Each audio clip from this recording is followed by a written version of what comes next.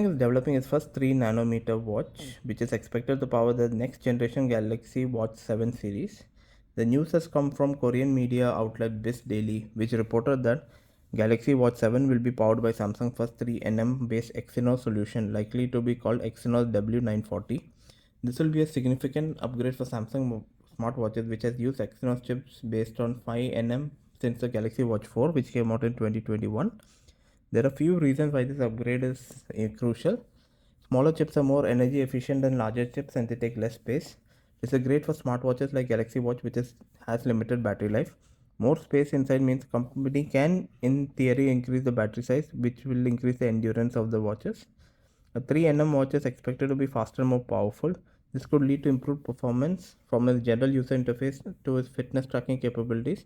It's expected to hit in August 2024, sometime around where Samsung's 2024 foldable phone lineup will hit. So let's see how it will come and what will be the price.